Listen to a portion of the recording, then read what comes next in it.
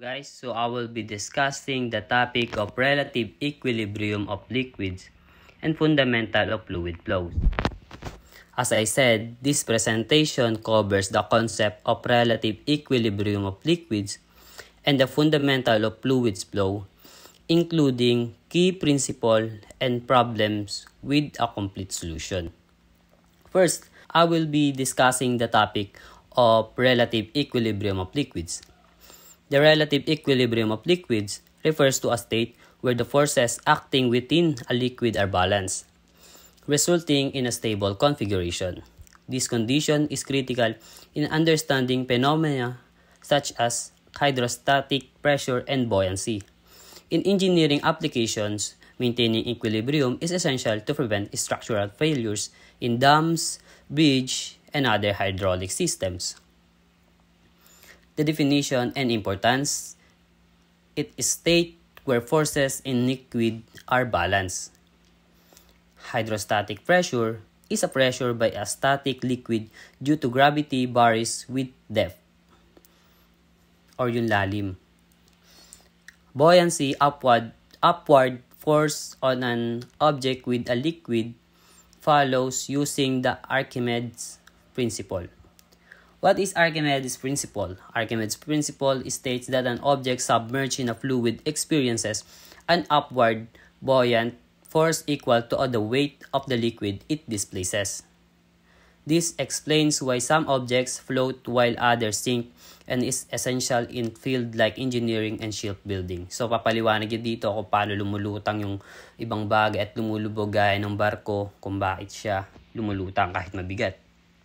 So I will be giving an example problem to make it easier to understand. So let's proceed with an example problem number 1. An open rectangular tank mounted on a trunk is 5 meter long, 2 meter wide, and 2.5 high is filled with water to a depth of 2.5. I mean 2 meter, not a 2.5. Next, the question is, on the letter A, what maximum horizontal acceleration can be imposed on the tank without spilling any water? And on letter B, determine the accelerating force on the liquid mass. On the letter C, if the acceleration is increased to 6 meters per second, how much water is spilled? So let's proceed with answering the example problem number 1. On the letter A, the question is, what is maximum horizontal acceleration can be imposed on the tank without spilling any water? First, I draw the image on the given problem. An open rectangular tank mounted on a truck is 5 meter long, 2 meter wide, and 2.5 high is filled with water to a depth of 2 meters. Means may height siya na 2.5 tapos 2 meter yung puno ng tubig. First, before we solve these questions, we will be needing to divide the space, the open space of 0.5 meter to a height of the truck of 2.5. With this, we will be getting a 0.5 divided by 2.5 is equals to 0.2. We get the 0.2. In this, we will be using the formula of tan theta. Tan theta is equals to acceleration over gravity. Now we have the tan theta of 0.2. We have the tan theta of 0.2 and the gravity constant of 9.81. Using this formula, we will be needing the acceleration. So we will be using the acceleration is equals to tan theta, which is 0.2 multiplied by gravity, which is 9.81 meter per second squared. In this, we will be getting a 0.2 multiplied by 9.81. The answer is 1.962 meter per second squared. A is equal to 1.962 meter per second squared. So here's our answer on example letter A. Now let's proceed on the given example letter B. First, burahin muna natin to guys. Burahin muna natin siya. And then, sagutan natin yung example letter B. The question is, determine the accelerating force on the liquid mass. Now, hinahanap niya is accelerating force. In this, we will be needing the formula of accelerating force with the formula of force is equals to mass times gravity. I mean mass times acceleration. So to get this, we will be needing first a formula of P.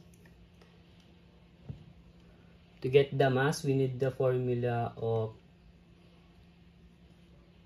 P times volume of liquid with a constant of 1000 multiply by 5 times 2 times 2. 5 with the 2 times 2 times 2. Now, in this, we will be getting a 1000 times 5 times 2 times 2. A total of 20,000 kilogram. Now, we get the mass of 20,000 kilogram.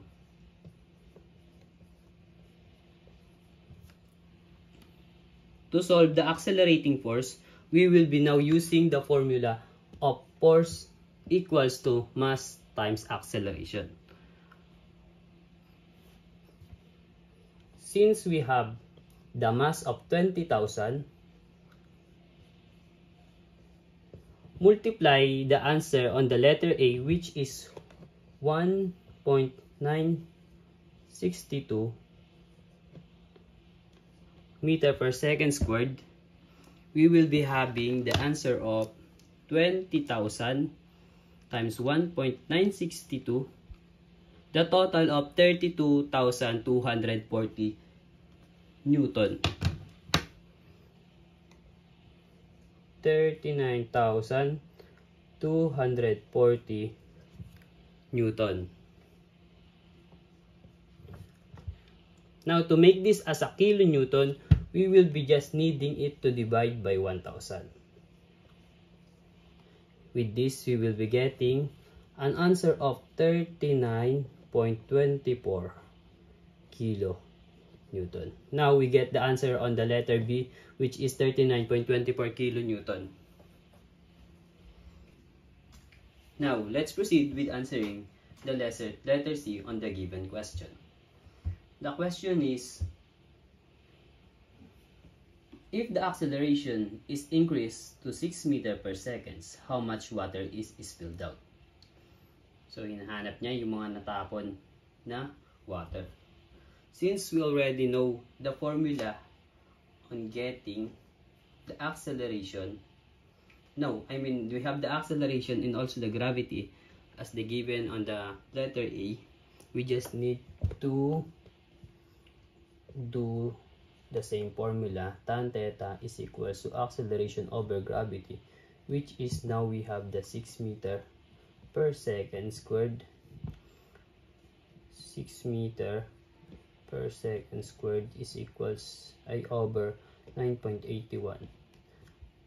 Constant gravity, we will be getting an theta of 31.45 degree. Now, since we have this, we will be needing to get the x. To get the x is equals to 2.5. The total height of the container truck on the truck, which is 2.5, cotangent 31.45. Now we will be getting an answer of 4.0875 less than 5 meter. And since we have this, we will be now getting the volume left. The volume left using the formula of 1/2 multiply by 4.087 times 2.5, the total 2.5 times 2, which is the water. With this, we will be getting an answer of 10.22 cubic meter. Now let's solve the original volume. The original volume is equals to 2 times 2 times 5. So it is the width sa the container, then the width. This is the length, width. We will be having the total of 20 cubic meter. Now to find the spilled water, we will be needing just to minus the original and the left. So VO minus VL.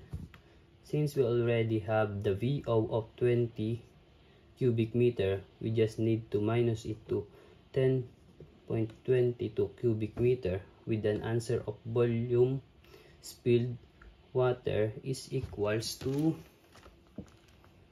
20 minus 10.22. The total